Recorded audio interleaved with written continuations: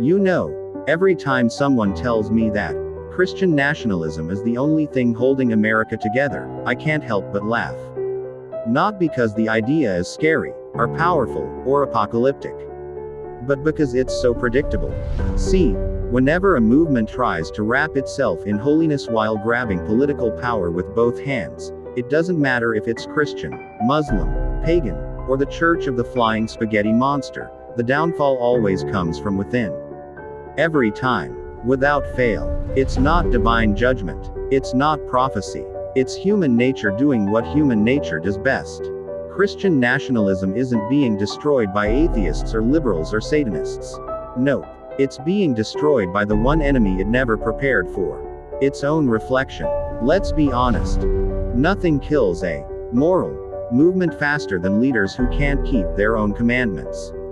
You can wave a Bible, thump a pulpit, or shout family values until your vocal cords snap, but the second people catch you living the opposite of what you preach, the spell breaks.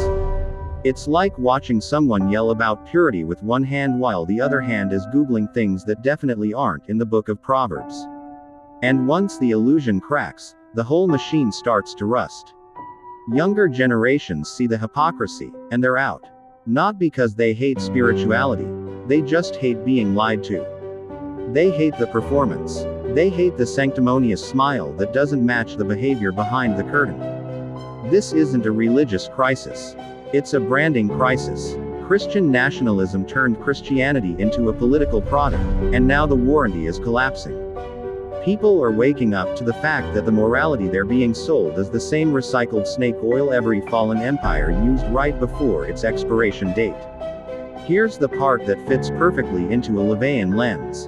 When you build a system on repression, guilt, denial, and unquestionable authority, you guarantee rebellion. You guarantee collapse. The human spirit doesn't bend forever, it snaps back.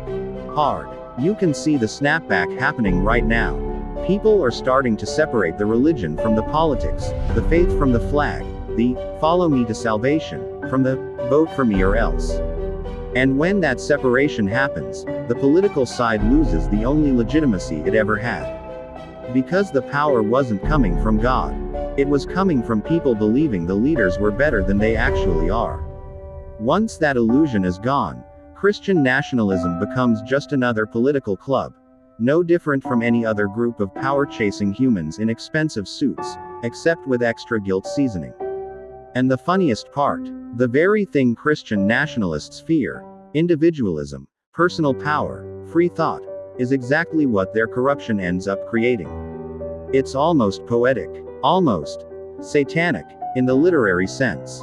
When a movement built on moral superiority collapses under its own moral failures, what rises is a more independent, more skeptical, more self-directed culture. The kind of culture that doesn't kneel easily. The kind of culture that asks questions. The kind that doesn't apologize for being human. That's not the age of darkness they warn about. That's the age of awakening they're terrified of. The decline of Christian nationalism isn't a battle between good and evil. It's a battle between illusion and honesty. Between authority and autonomy. Between obedience and self-ownership. And no matter how many flags get waved or scriptures get quoted, the truth wins eventually. Not because of divine intervention, but because human beings have limits. They get tired of being manipulated. They get tired of being lied to. They get tired of leaders who preach sacrifice while living like kings. Christian nationalism won't fall because Satan finally cashes his check. It will fall because people finally open their eyes. And when the dust settles, what's left isn't some devilish utopia or a godless wasteland. It's a society where people think for themselves, take responsibility for their own choices, and stop outsourcing their morality to politicians who can't even control their own impulses. That's not evil. That's evolution. So if Christian nationalism is collapsing under its own hypocrisy, don't blame the devil. Blame the leaders who built their empire on sand and expected no one to notice when the tide came in. And with that, welcome to the age of self-ownership, personal power, and radical honesty, whatever you want to call it. Some call it rebellion, some call it awakening, and some of us just call it Tuesday.